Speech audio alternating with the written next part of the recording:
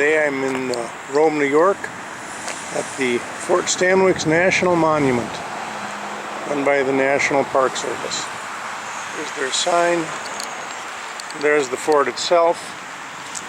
Based on one of the other signs I've read, it's basically in the same place to the same size, built based on the archaeology of what was here a long time ago. So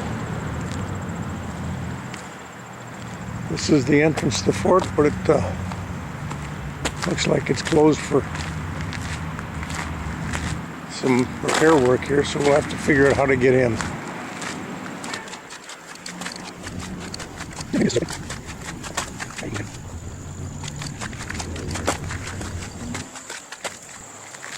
I would say a low spot like that for camping would probably be quite wet.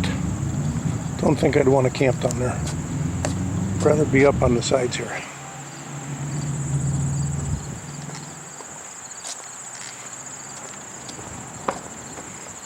Interesting way to prevent someone from scaling the walls by putting these horizontal pieces of wood sticking out like that. Coming up out of the ditch and onto that would certainly slow down an infantry attack against these walls.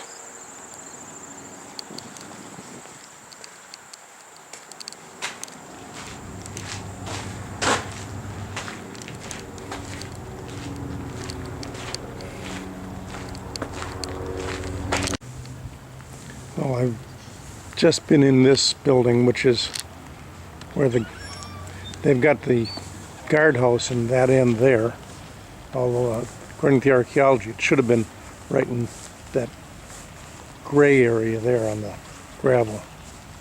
But the guardhouse there, then there's an interpretive area in here, the building that says Greg, and they've got a small movie theater in there as well that kind of gives you a story of what goes on here at the fort. They've also got some scale models of the fort in there. I didn't get pictures of those, but they're in there. There's a National Park Service ranger in there who explains all of this. Then, so this Fort Stanwix was originally built by the British during French and Indian War, 7 Years' War to those of you not in North America. And then it was abandoned after the French and Indian War and then rebuilt by the Americans at the beginning of the Revolution. And the buildings, well, you see 3 buildings here, were part of the American plan. When the British were here, they didn't have these buildings inside the walls. They just had the casements underneath here. So we will go in and take a look at this. It shows the commanding officer's quarters and the orderly room. Not that we can see much. So this is supposedly the commander's office.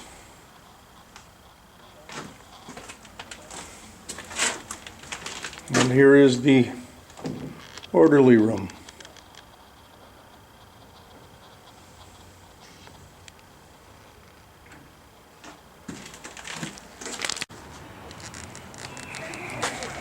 The other end of this same building is the north casement, and I understand this is the surgeon's quarters, the local infirmary.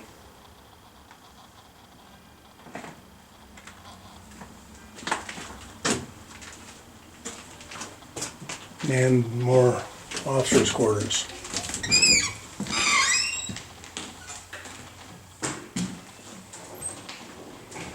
Some archaeological notes. Let's see, this is all that remains of the fireplace from the original fort. The bricks were probably made locally. The other fireplaces in this building are reproductions, and they were built on the original foundations found by the archaeologists. So there we go. There's a part of the original fireplace.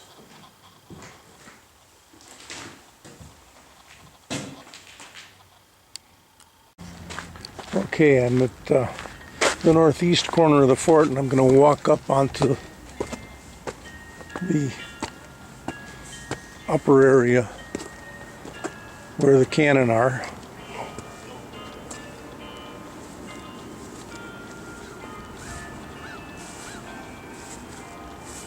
We have a young artillery person here.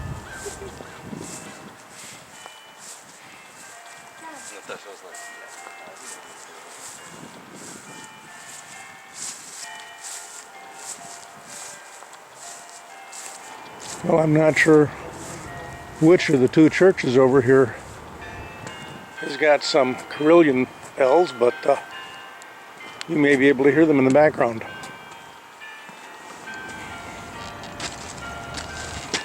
So today the fort looks on the Catholic Church, but let's go here into the corner and take a look back at the rest of the fort.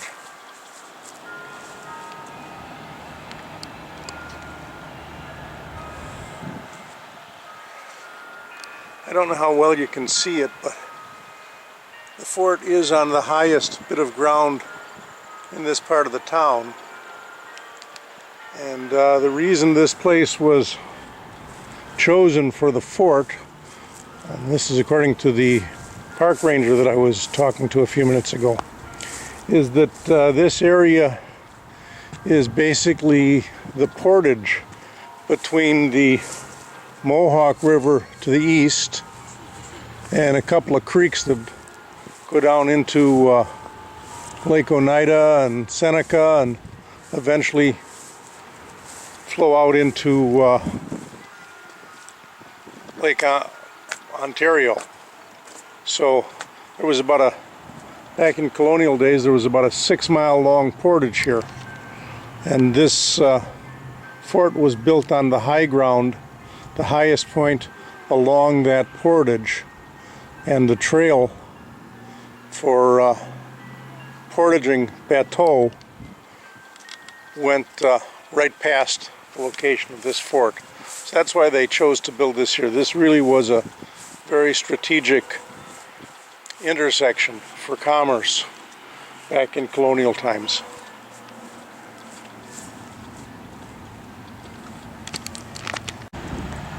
I'm now standing in the area of the southeast corner of the fort, looking toward the southwest, looking through one of the open areas where they would normally have a cannon placed. But what I'd like to show you is those wooden spikes sticking out horizontally and just slightly downwards that formed part of the facade of the fort and were intended to seriously impede anyone attacking this fort. Another thing to note, based on some reading I've done, is that with the fort being made basically, and if I can get the camera up a little bit higher, you can see this maybe. It's wooden walls filled in with dirt.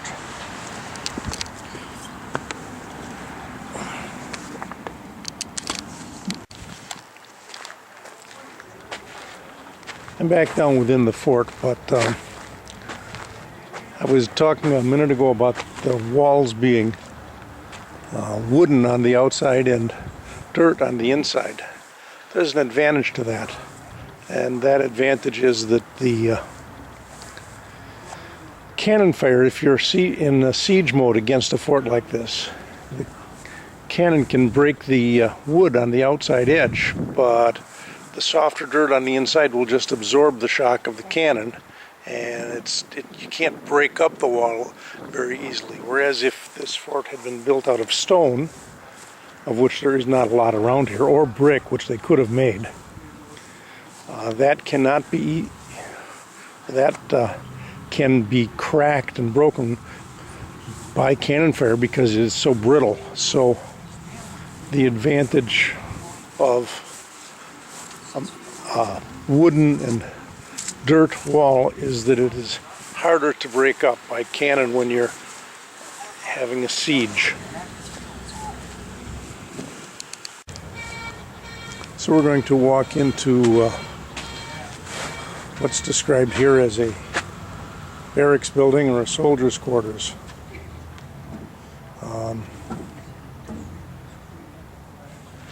So this is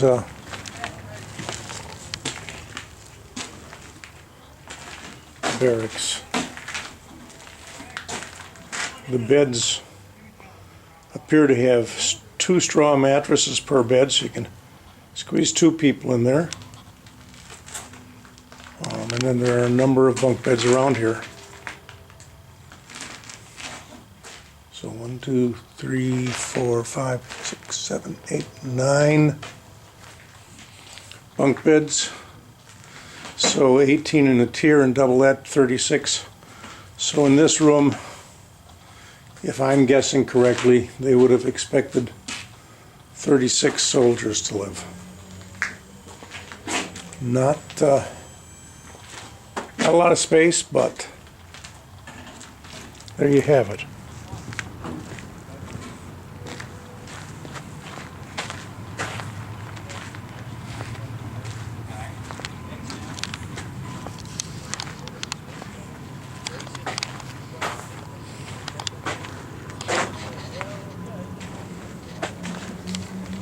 Another barracks area. Based on the implements here, one would suspect that the soldiers who lived in this barracks were in the artillery area, because you can see cannonball and snowshoes, ammunition pouches, and rammers and worms and sponges for the and even some other things, some tackle for pulling back the cannon. Everything that you would need for maintaining and firing artillery in the 18th century is basically along that wall, except the cannon itself, which would be out on the wall. There's the arms rack for muskets, and they've got one wooden musket in there now, just to show them.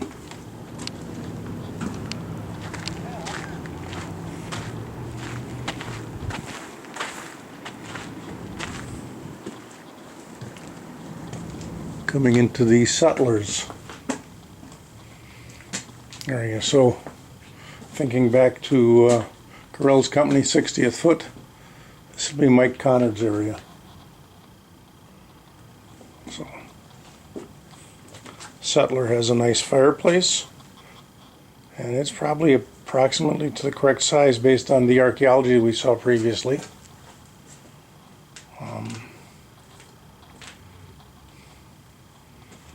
Lots of stores in here.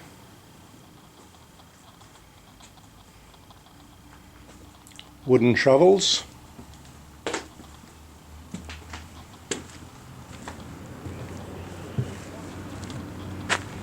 And we'll now go into the missionaries' quarters. Missionaries were generally went into Indian lands. But so here's the missionaries' quarters.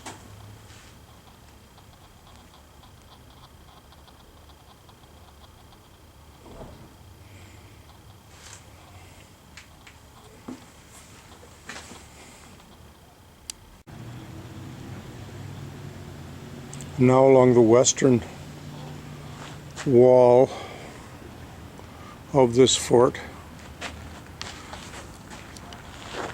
National Park Service has got one of their vehicles in here. They're doing something up on the roof. Anyways, we're going to go into the southwest casement, and this also is soldiers' quarters. Previous soldiers' quarters that we looked into were in freestanding buildings. That little step was they've got a nice big chunk of wood you have to climb across to get in here. And it's dark in here, so don't know how much this will show up. But it looks to be row beds here, basically filled with straw and just blankets over the top of the straw. They do have a large fireplace in here.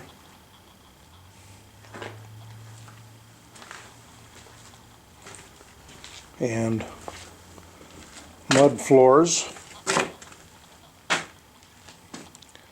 More fireplace on this side. It's a double-sided fireplace.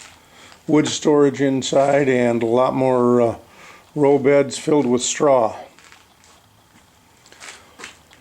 Certainly not the place that I think anyone would really want to spend the winter.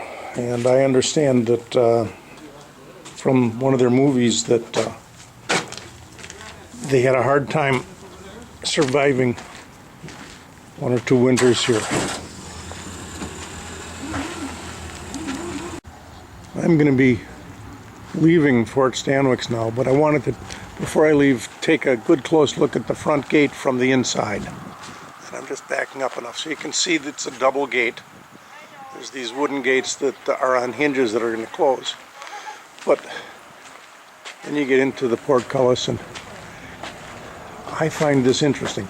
The outer gate is a drawbridge, and what they've got is the chains that support the far end of the drawbridge going up to here, and these big metal